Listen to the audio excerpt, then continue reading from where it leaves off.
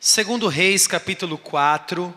Nessa noite, meus irmãos, eu não tenho tema algum para trazer para vocês nessa palavra.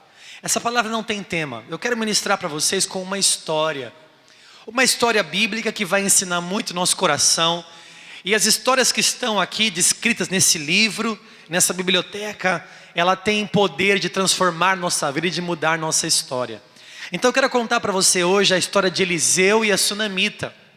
Sabe, irmãos, tem horas que é melhor a gente fazer o arroz com feijão, né? Porque às vezes a gente come muito filé, às vezes feijoada, mas o que nos sustenta de verdade é o arroz com feijão, não é verdade? Quem gosta aqui de um arroz com feijão bem temperadinho assim, sabe? Aquele negócio. Eu lembro que uma época a gente estava passando dificuldade da nossa vida, eu e a pastora, e eu cheguei em casa, sabia que não tinha mistura, sabia que não tinha o que comer, e tinha só arroz com feijão. E ela temperou o feijão, não sei o que ela fez, se ela usou quinor com muito amor, né? Mas a gente estava comendo aquele arroz com feijão e um falava, nossa, que delícia, que gostoso, que maravilhoso, tal. A gente comeu arroz com feijão, parecia que estava comendo uma lagosta, né? Então que esse arroz com feijão que eu vou ministrar, ele te alimente, te fortaleça, numa palavra simples, comparado com a palavra de domingo passado. É uma palavra muito simples, mas que vai falar ao teu coração, assim eu espero e tenho a pretensão. Eu não trouxe nem esboço aqui, porque eu quero que o Espírito Santo tenha liberdade de falar ao teu coração hoje, como Ele quer falar. Amém? Segundo Reis, capítulo 4, vamos ler do versículo 14 ao 17 por enquanto. Então disse o profeta, que se há de fazer por ela? Geazi respondeu, ora, ela não tem filho, e seu marido é velho. Disse Eliseu, chama. Chamando a ele, ela se pôs à porta. Disse o profeta, por este tempo, daqui 1 ano, abraçarás um filho. Ela disse, não, meu senhor, homem de Deus, não minta a tua serva. Concebeu a mulher e deu à luz um filho, no tempo determinado, quando fez 1 ano, segundo Eliseu lhe dissera. Amém, irmãos? Feche os teus olhos por um instante. Senhor, meu Deus e meu Pai, eis aqui a tua palavra. Eu consagro a ti a minha voz e a minha vida, para que eu seja um instrumento do teu Espírito aqui nesta igreja. Fala comigo, fala com o teu povo, fala com o povo que está assistindo pelo canal do YouTube. Que o Senhor tenha liberdade, Senhor, de agir aqui em nosso meio. Queremos receber essa palavra para nos alimentarmos e sairmos daqui cheios e repletos de ti, Senhor. Venha sobre nós com a tua unção, em nome de Jesus, amém e amém, Pai, amém? Pode se sentar por um instante.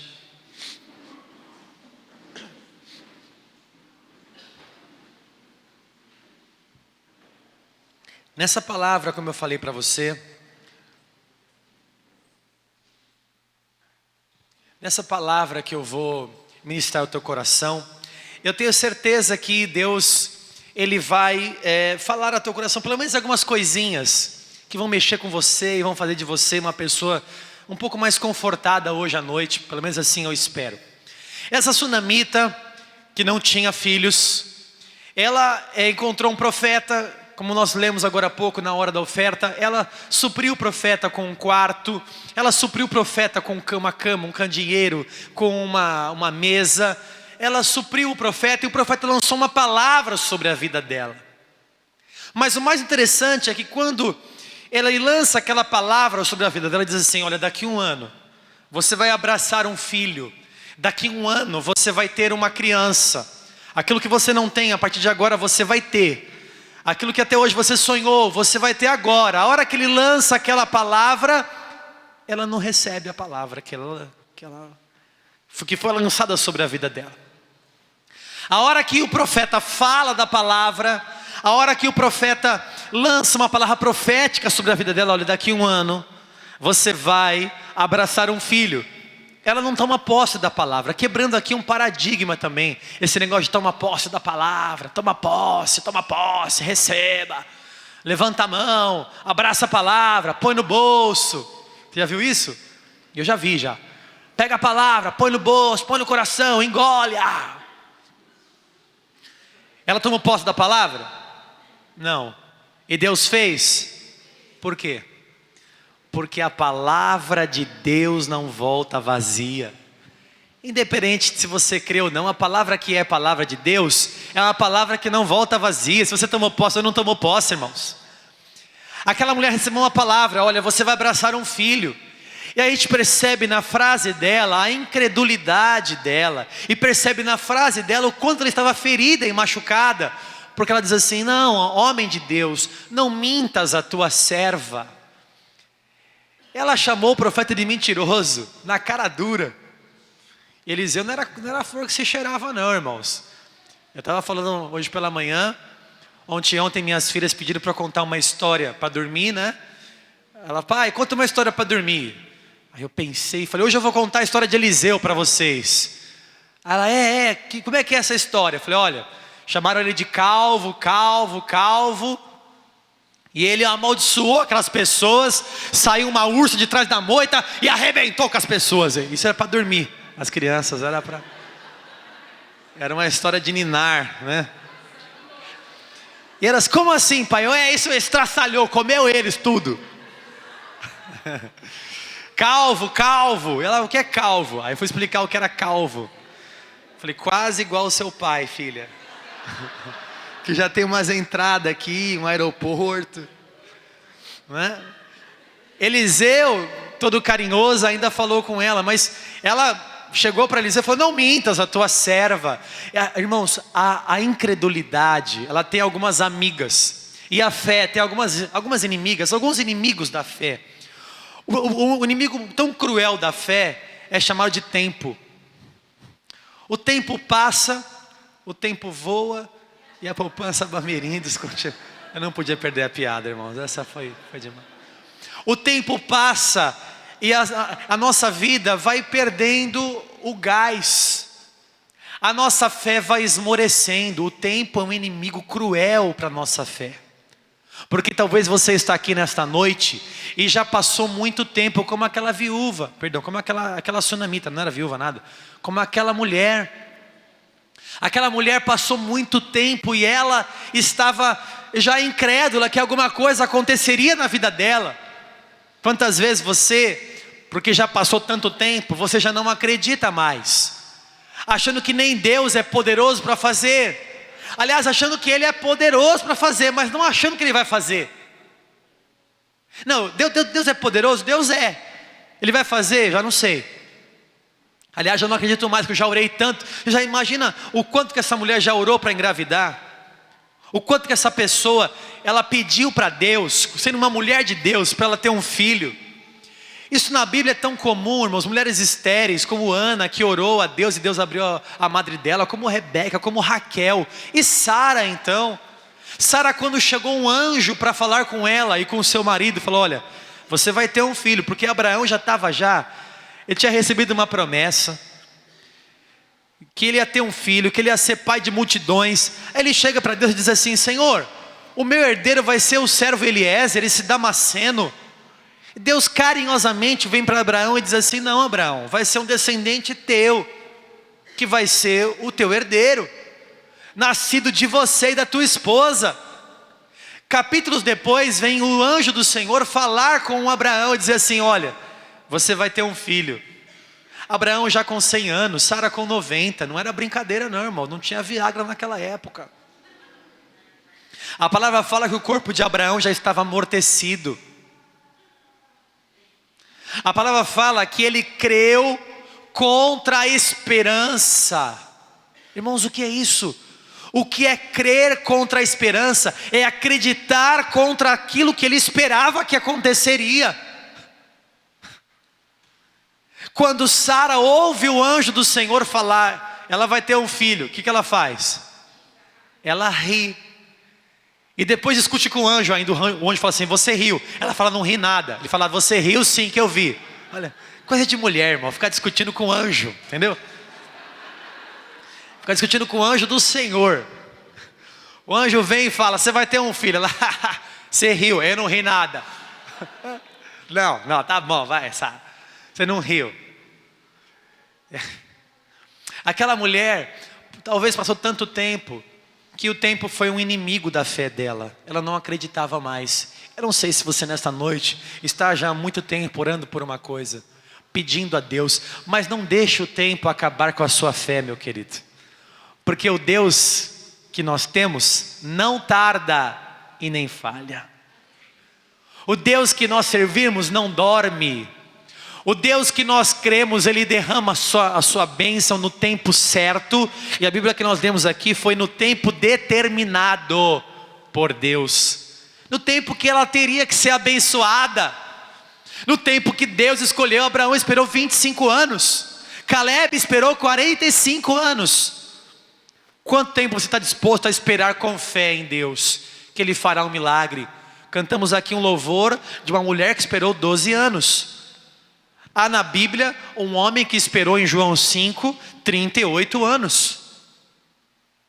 Por que a gente não quer esperar um minuto, né? A gente está na era do fast food, né? Como eu falo para você, a gente não chega no McDonald's e pede 2 hambúrgueres, alface, queijo molho especial, cebola, picles no porco gergelim. A gente fala, me dá o número 1. Nem tem mais isso agora, né? Mas é Big Mac, me dá um Big Mac.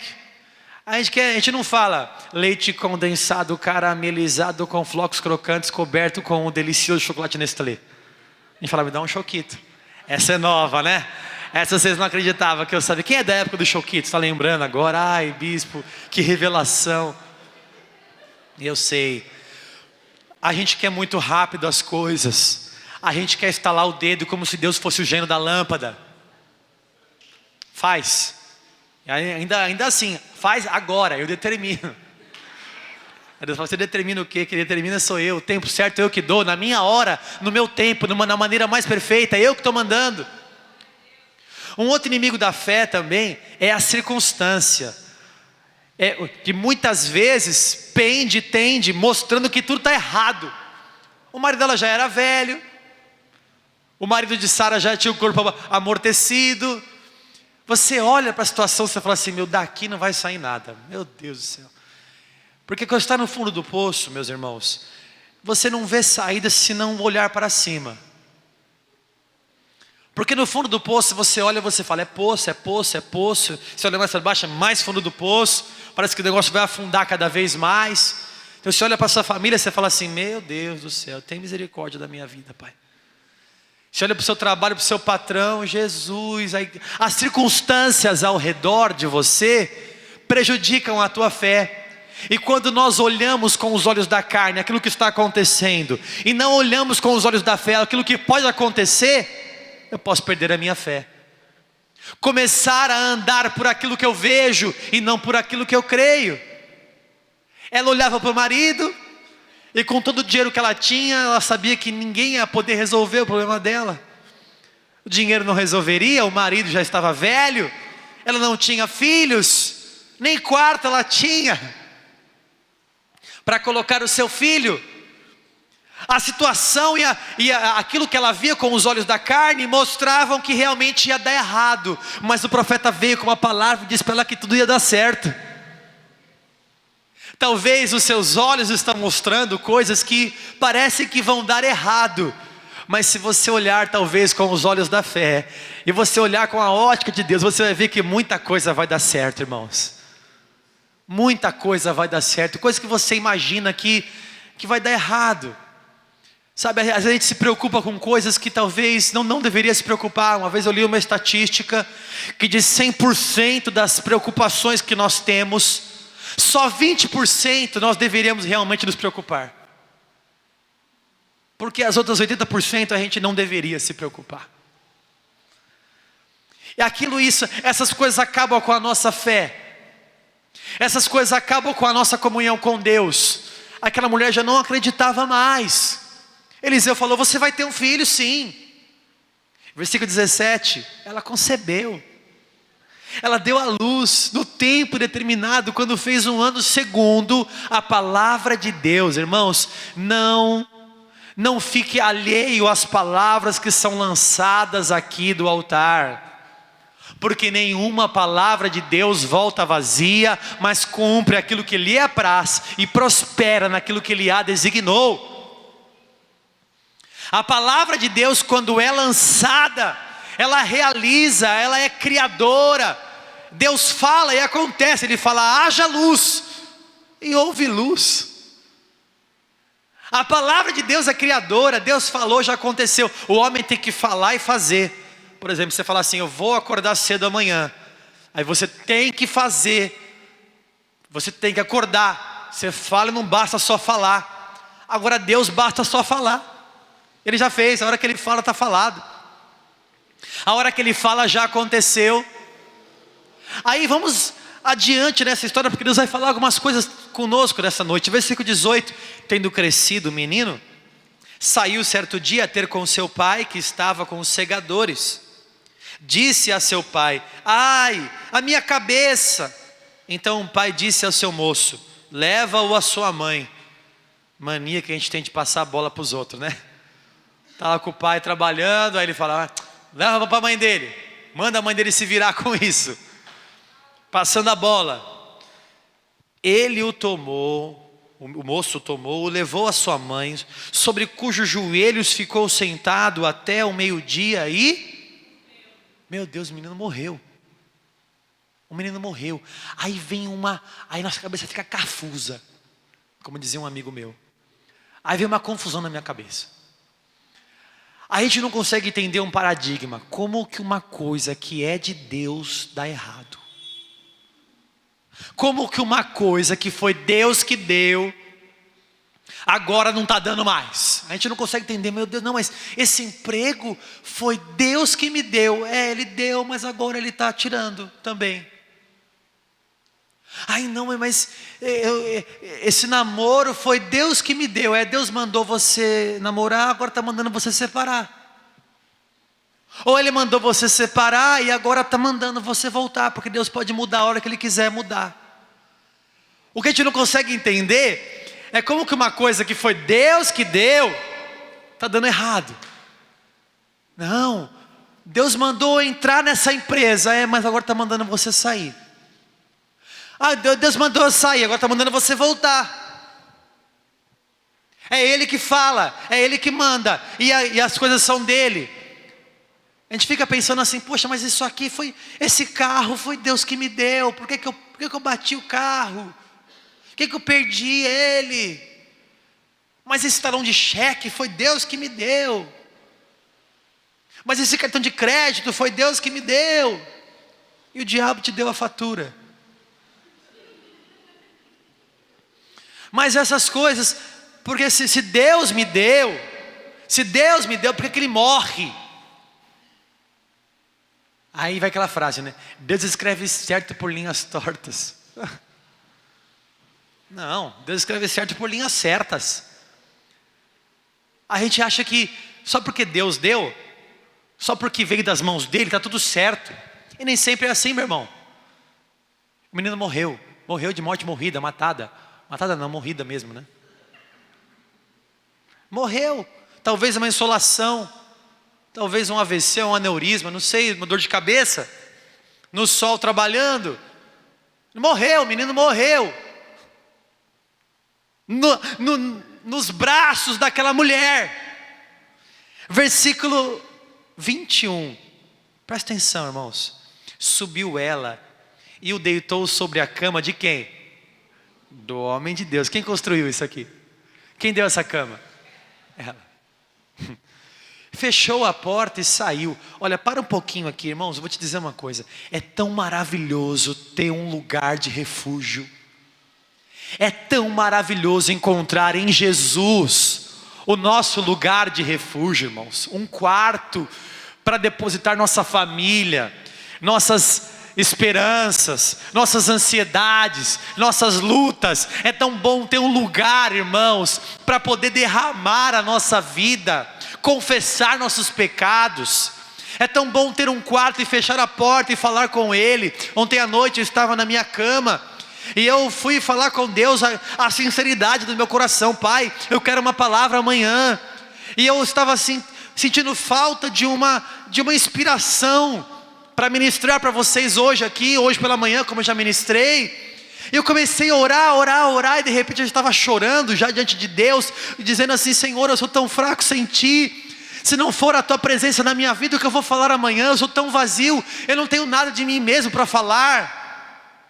Eu não tenho nada para derramar na igreja. É assim que eu fui chorando e fui falando com Deus. Quando acabou, e eu limpei as minhas lágrimas assim, eu senti um alívio tão grande, irmãos. Ai, como é bom. Eu disse assim: Deus, como é bom me refugiar em Ti. Porque foram 5 minutos de oração, irmãos, de verdade, 5 minutos de oração. E eu me senti tão maravilhoso, eu me senti tão leve.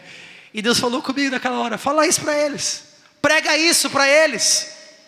Prega isso, prega Mateus 11, 28 e 29. Vinde a mim, vocês que estão cansados e sobrecarregados, porque eu vos aliviarei.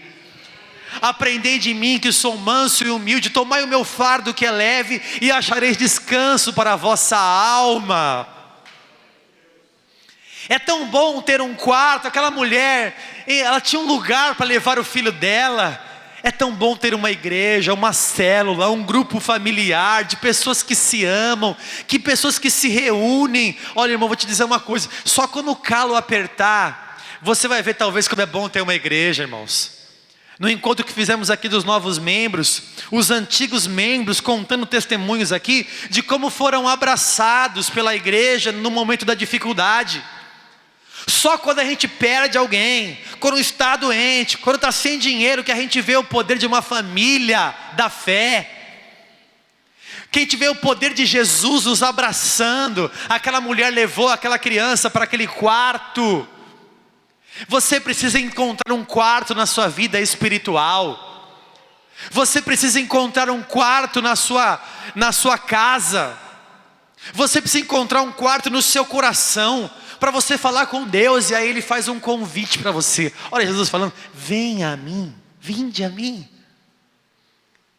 É engraçado que Ele não pede assim: venha a mim você que está bem. Como se Jesus quisesse só aqueles que estão: eu estou tão bem na fita, né? Talvez Deus não queira você. Senhor, eu estou tão bem. Aí Deus fala: então fica aí, você está bem, deixa eu pegar os fracos e oprimidos da casa de Israel. Ele chama quem? Os aflitos. Ele diz assim: venha, você que está cansado. Você está cansado, irmão? O que é cansaço? É você estar fazendo uma coisa há muito tempo, irmãos, e talvez você já cansou. Espero que essa palavra tenha falado com você nesta noite. Talvez você está orando por uma coisa há muito tempo, está cansado disso já, cansa, tem hora que cansa, e Deus está vendo isso.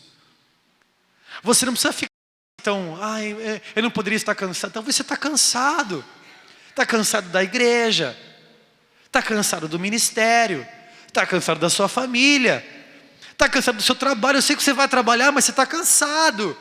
Talvez você cuide de alguém da sua casa, e você está cansado de cuidar dessa pessoa. Deus, eu cansei. A verdade é essa, que eu cansei de cuidar dessa pessoa. Eu cansei de cuidar desse meu marido, esse abençoado, essa esposa, Eva, que Deus me deu. Senhor, me ajuda. Então Ele fala: venha a mim, você que está sobrecarregado, uma carga além do que é a tua. Porque a mania que a gente tem de pegar carga que não é nossa, de arrumar sarna. Olha, nós temos um poder de arrumar sarna para se coçar, que é só Cristo em nossa vida, irmãos. A gente carrega a nossa cruz e ainda pega umas de uns 15 ao nosso redor para tentar fazer alguma coisa. E eu, como bispo, aprendi, para não desfalecer, que cada um tem sua cruz. Então você carrega a sua, eu carrego a minha. Eu te ajudo a carregar a sua cruz. A sua cruz não é minha. Aliás, se tiver muito pesado, vinde a mim. Você que está cansado e sobrecarregado, uma carga além, que eu Jesus, vos aliviarei. Tomai o meu fardo que é leve. Porque depois que você entrar no quarto e você falar com Deus, irmão, depois que nós orarmos aqui nessa noite, e você falar com o Senhor, você vai sair daqui tão leve. Você vai sentir uma coisa que não é só uma coisa emocional. Estou tão como foi lindo esse discurso. Não, é uma coisa espiritual mesmo. É uma carga, sem endemonizar todas as coisas, né? Mas é uma carga às vezes espiritual, e uma carga que vem sobre a nossa vida. E quando a gente sai daqui com um jugo que não é nosso, mas é um jugo de Jesus, muito mais leve, irmãos. Porque o nosso às vezes é pesado. E talvez você entrou aqui e está pesado mesmo. Eu sei, irmãos, está pesado. Talvez está difícil de você carregar. Vá até o Senhor e você achará descanso para a sua alma. A gente não guarda o sábado. Não é mais para guardar o sábado, porque a gente não guarda mais um dia. A gente não descansa num dia, a gente descansa numa pessoa real, viva e poderosa que nos dá alívio. Ele é o nosso Shabá, Ele é o nosso sábado, Ele é o nosso descanso. Ele é a nossa fonte e a nossa fortaleza, o nosso baluarte em que nos refugiamos. Aquela mulher encontrou um quarto. Você precisa encontrar um lugar de refúgio em Deus, porque senão você vai esmorecer mesmo, irmão. Senão esse cansaço vai matar você. Senão essa sobrecarga vai acabar com a sua vida. Tem que vir até Jesus e descarregar nele a sua ansiedade, as suas lutas. É pegar o seu filho, que talvez simboliza ali o teu problema, e colocar na cama e fechar a porta no quarto que você mesmo construiu para o profeta. Eu lembro um dia, irmãos, que eu estava passando uma situação muito terrível na minha vida. Meu pai e minha mãe estavam em São Paulo, minha mãe não estava com câncer ainda. Eles estavam em São Paulo e eu fui morar de favor. Foi assim que eles foram embora. Eu falei, não vou embora. Ia deixar a mulher mais linda do mundo aqui, dando sopa, irmãos. Não. Queria casar com a mulher mais linda que eu tinha achado. E eu fui morar de favor na casa de um amigo muito legal que eu tinha, muito respeitoso. A gente tinha uma amizade maravilhosa, tal. Uma família muito simples. E eles tinham um Fusca. Um Fusca estava todo velho, mas eles juntaram dinheiro com tanto trabalho. Eles eram uma família trabalhadora. Eles juntaram dinheiro e reformaram todo o Fusca. O Fusca chegou vermelhão, Fuscão vermelho lindo, irmãos, pintado, todo pintado. Quando chegou polido assim, chegou polido da funilaria. Eu saí durante o dia, voltei, morando de favor. Legal, é que uma semana antes, eu já não estava aguentando mais. Eu falei para minha pastora assim, pastora, até quando eu vou ter que passar essa situação? Ela me deu uma palavra de muito conforto. Ela falou assim, até você não aguentar mais. Quando você não aguentar mais, aí você vai sair dessa situação. Eu falei, olha, obrigado, hein? Glória a Deus, viu? Muito obrigado, que palavra animadora, viu? Tomo posse até dessa palavra. Mas infelizmente foi o que aconteceu, irmãos. Eu cheguei em casa de bicicleta. Parei a bicicleta assim, quando eu tinha 19 anos. Encostei ela no muro. De repente eu vi que o portão de alumínio ia bater. Eu fui segurar o portão de alumínio, quando eu vejo a bicicleta estava caindo. Eu fui segurar o portão, bom resumindo, irmão, eu não segurei nem o portão que bateu, pá. E não segurei nem a bicicleta que caiu com o guidão, tinha aquele chifre assim, que caiu com o guidão na porta do Fusca e fez um arranhado desse tamanho, arrancando a tinta assim. Quando eu olhei aquilo, irmão, eu caí assim como que tivesse morto já. Eu caí e chorei, ficava chorando, chorei. Você ri porque não foi com você, irmão. É legal isso, irmão, conta aqui a aflição e você ri aí, né? É legal isso, eu vou falando as desgraças e você vai rindo. E eu chorei. De repente vem a mãe do menino e meu amigo vem. O que está acontecendo? Eu só chorava, eu não conseguia falar. Ela, o que aconteceu? Você caiu? Eu, não, o que aconteceu? Está com dor? Tal. E eu, não, tal. Eu só fiz assim, eu apontei assim o carro. A hora que eu apontei o carro assim, você ri, engraçado que você ri, meu, no testemunho dos irmãos. Eu apontei assim o carro. A mãe dele viu, a mãe dele falava assim, ai meu Deus do céu. Ai, aí ela falava assim pro meu amigo, chama Jorge, né? Ai Jorge, assim não vai dar. E eu pensava, não vai dar mesmo, pai. Agora não dá mais. Ai, assim não dá, irmãos. Eu disse para eles assim, Calma, eu vou pagar. Não tinha nem dinheiro para comprar um arroz, morando de favor na casa deles. Não tinha nem R$1 no bolso. Não, calma, eu vou pagar. Eu peguei a bicicleta e saí, chorando. Eu morava na Vila Sônia, bairro Nobre. Eu saí da Vila Sônia. Eu falo isso porque eu moro hoje na entrada do Caieiras, então eu posso falar, irmão. Saí da Vila Sônia, cheguei na igreja, era culto das mulheres. A hora que eu chego na igreja, sentei lá atrás, onde está o Cleiton hoje ali. Sentei lá e comecei a chorar. Naquela hora, vem 2 irmãs, senhoras, e me abraçaram, oraram comigo e me confortaram. Disseram palavras para mim ali que me ajudaram. Como é bom você ter um lugar para você correr.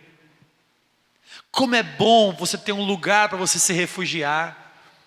Quando eu fiquei sabendo que minha mãe estava com um tumor no cérebro, foi minha tia que me ligou. Falou, sua mãe está com um tumor no cérebro. Eu liguei na hora para a pastora Vanessa. Para onde nós fomos? Para a igreja. Eu morava na Oceana nessa época. Ela saiu da casa dela, eu saí da minha. A gente se encontrou na igreja, sozinho, não tinha ninguém. Era de manhã, era meio-dia. Eu abri a igreja e fiquei lá. Eu sentei no altar e fiquei orando. Quando você está passando por uma aflição, é bom você ter um lugar, um quarto, para se refugiar. E ela foi para aquele quarto. Versículo 22. Chamou a seu marido e lhe disse, manda-me um dos moços e uma das jumentas para que eu corra ao homem de Deus e volte. Perguntou ele. Você viu, ela não falou nada para ele.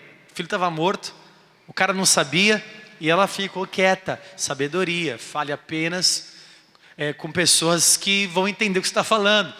Porque as coisas naturais se discernem naturalmente. As coisas espirituais se discernem espiritualmente. O homem natural não discerne as coisas do Espírito. Irmão, não tente falar coisas do Espírito para quem não entende. Você vai querer ministrar dízimo para a tua família, vão te chamar de louco. Você vai falar que você vai todo domingo na igreja, que você fez um voto, que você está fazendo um jejum. Vão falar que você ficou bitolado. Fica tranquilo, é normal. Porque as pessoas naturais não entendem as coisas do Espírito. E aí aquela mulher, aí o marido dela perguntou, versículo 23, perguntou ele, por que vais a ele hoje? Olha, não é dia de festa da lua nova, nem sábado. Ela disse, não faz mal, religioso, né? Só vai nos eventos, né? Esse homem aqui só vai nos cultos, só vai no sábado.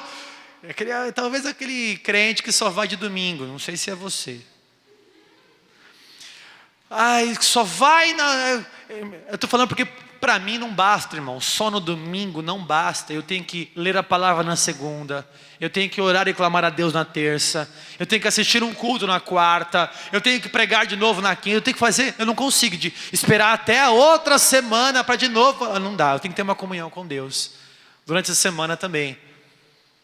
Aquele homem falou, mas não é dia de festa? Você quer ir para a igreja hoje?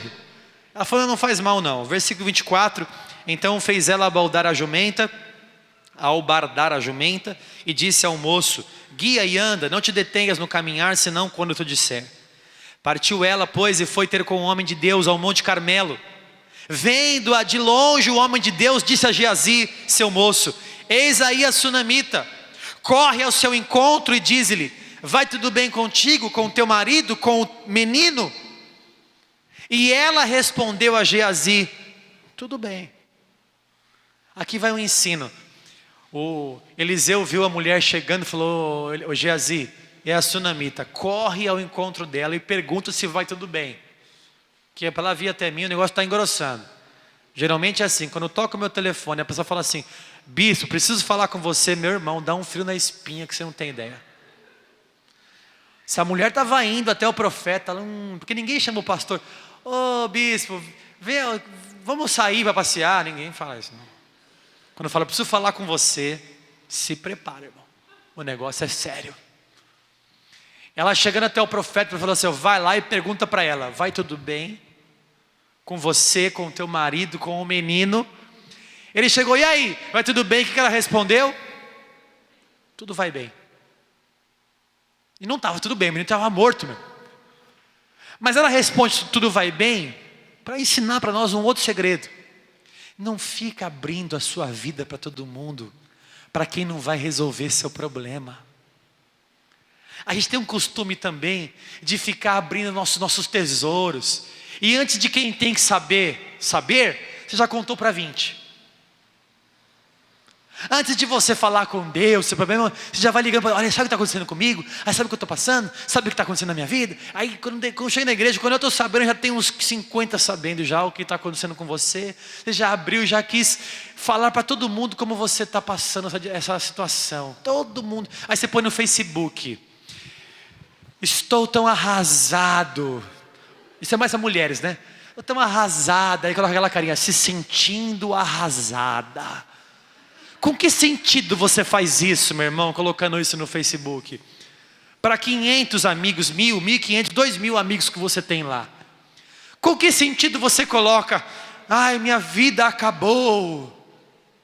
Estou tão bravo, estou tão revoltado.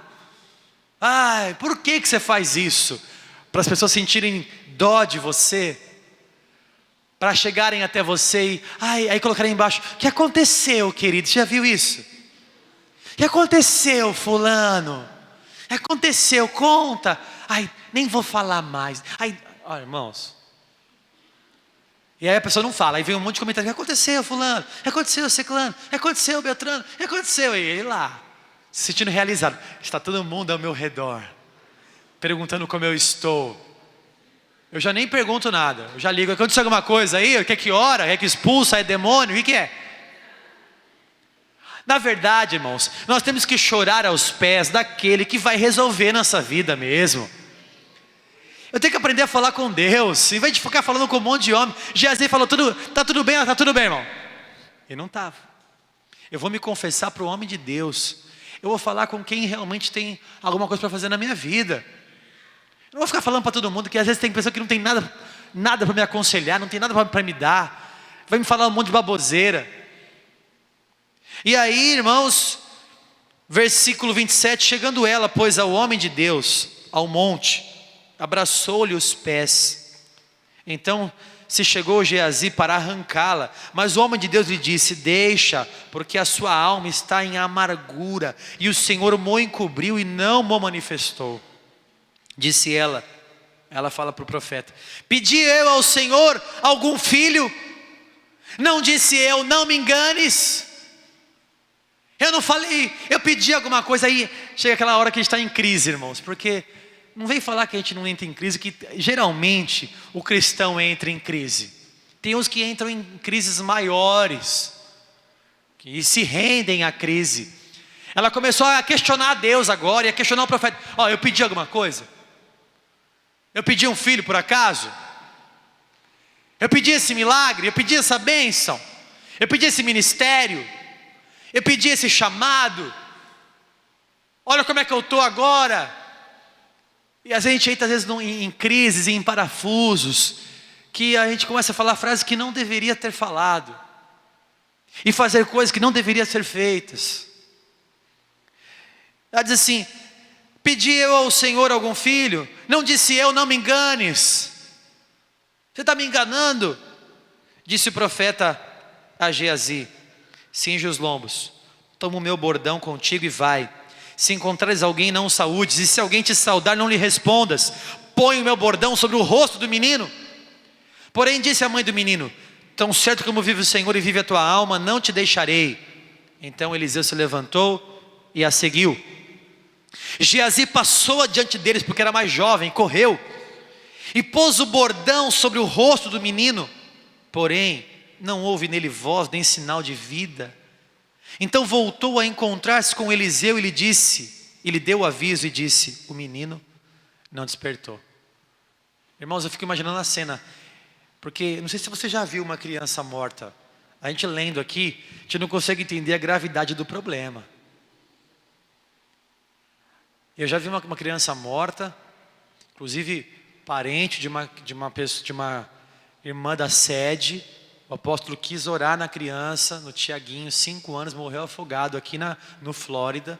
Na piscina caiu um brinquedo, ele foi pegar e morreu afogado. Da igreja, da nossa igreja sede. E o apóstolo desceu, a gente foi na Ozan aqui para orar por ele. E a criança lá, gente, é uma cena terrível.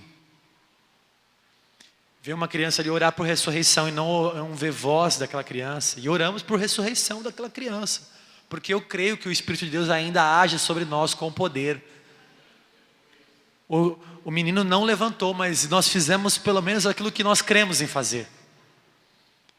Irmãos, Geazi chega naquele quarto, abre o quarto, vê naquela cama aquela criança, põe o bordão, imagina aquele jovem orando: Senhor, ressuscita essa criança, põe o bordão, o menino não levanta, o menino está morto mesmo. Ele volta correndo, fica imaginando agora a Sunamita vendo ele voltando correndo, e pensando assim: o que será que aconteceu? Porque o profeta mandou ele colocar o bordão lá, será que ressuscitou? De repente ele vem e fala assim: não aconteceu. Quantas vezes na nossa vida a gente espera ter uma notícia boa e não vem uma notícia boa para nós? Quantas vezes a gente acha que vai receber uma notícia boa? Isso às vezes acaba com a nossa fé. Mas eles continuaram caminhando ali juntos. Versículo 32: tendo o profeta chegado em casa, eis que o menino estava morto sobre a cama. Então entrou, fechou a porta sobre eles e orou ao Senhor. Irmãos, a coisa mais simples do cristianismo, oração. E como é difícil nós ensinarmos isso, misericórdia. A gente tem uma dificuldade de orar e falar com Deus, e entrar nesse quarto que eu estou falando em oração. Como é difícil falar para o crente que ele tem que orar, meu irmão. Eu estava vendo um pregador esses dias, faz um tempo já. Ele, um idoso, rodou o mundo todo pregando a palavra. Ele disse assim: eu percebi que os brasileiros não oram. Como isso? Os brasileiros não têm vida de oração, não têm comunhão com Deus. Simples, Eliseu foi lá e orou. Será que é tão difícil ensinar uma igreja que você tem que orar todos os dias, 3, 4 vezes por dia, e todas as vezes que você precisar e quando você não precisar, e ter uma vida de oração? Orar e clamar a Deus. Ele orou ao Senhor, subiu à cama, deitou-se sobre o menino, e pondo a sua boca sobre a boca dele, os seus olhos sobre os olhos dele, as suas mãos sobre as mãos dele, e se estendeu sobre ele, e a carne do menino se aqueceu. Então se levantou, andou no quarto uma vez para lá, para cá, e tornou a subir, e se estendeu sobre o menino. Este espirrou 7 vezes e abriu os olhos. Ressuscitou o menino que estava morto. Porque Deus realmente não é Deus de confusão. Deus queria fazer naquilo que o diabo falou: vou acabar com a sua vida. Deus queria fazer um milagre maior ainda, para glorificar o nome dele. Deus queria que essa história ficasse registrada na palavra dele, para a edificação da nossa igreja hoje. Deus tinha um propósito ali. Eu enxergo várias coisas nesse texto, irmão. Eu enxergo primeiro Deus agindo no meio do nada. Aquela mulher não tinha nada, e Deus age no meio do nada. Talvez você entrou e você fala: Deus, eu não tenho nada. Deus está preparado para agir no meio do nada. Eu vejo aqui Deus agindo no meio da incredulidade.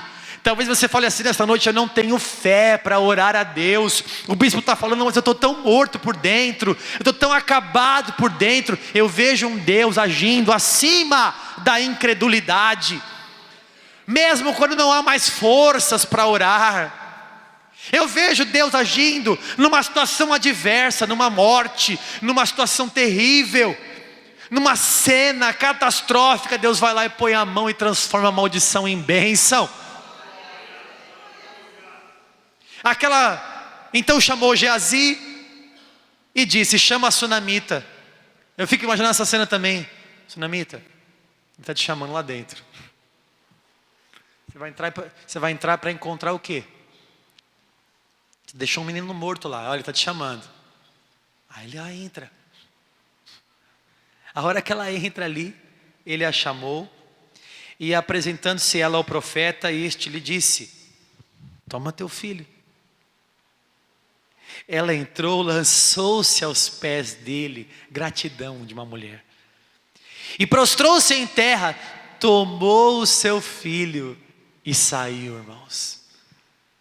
O meu desejo nessa noite, com essa palavra tão simples que Deus nos deu aqui, esse arroz com feijão, é que você tenha entrado hoje num quarto aqui, talvez com uma coisa morta na sua vida, talvez seu coração morto, mas que você saia daqui com o seu filho nos braços, com o seu milagre, com a unção que Deus tem para derramar sobre a tua vida.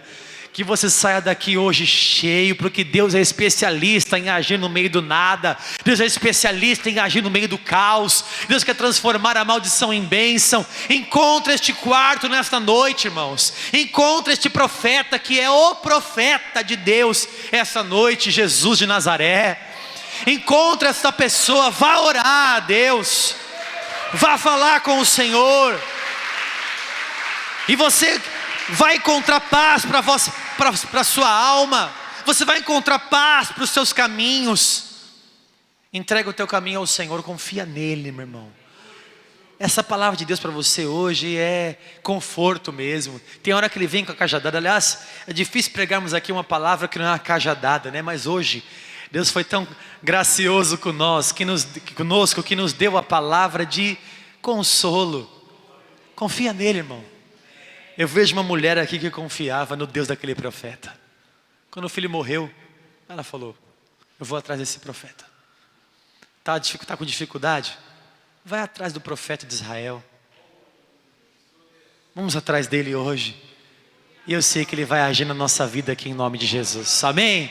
Vamos ficar em pé, por favor. Aleluia.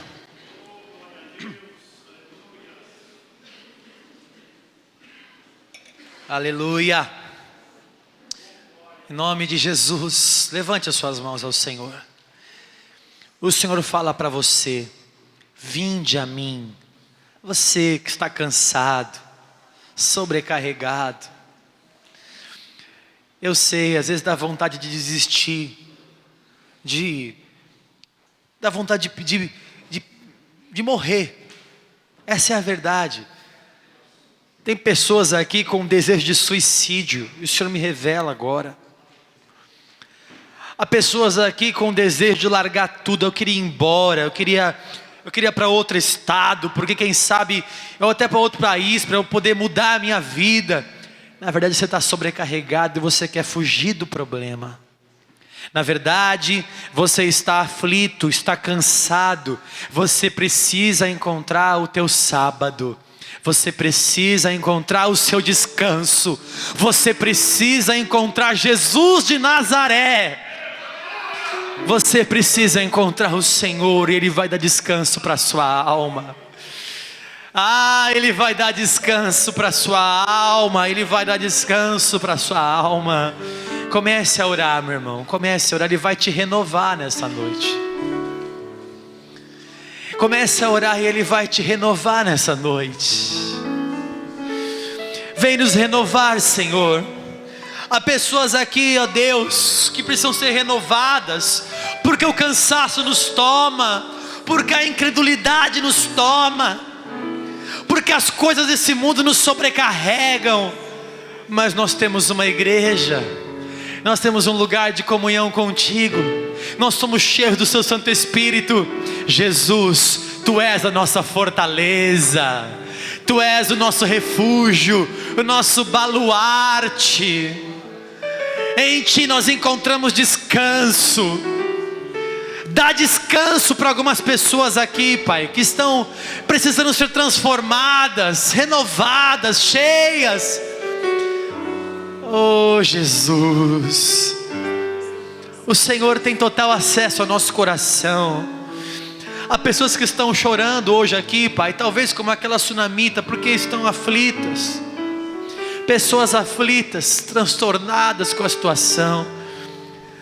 Meu irmão, o Senhor conhece a sua família. Ele conhece a sua casa. Ele sabe a tua dificuldade. Ele sabe tudo o que você tem passado. Ele tem ouvido suas orações do seu travesseiro. Ele diz para você: aquele que com lágrimas semeia, com júbilo ceifarão no Senhor.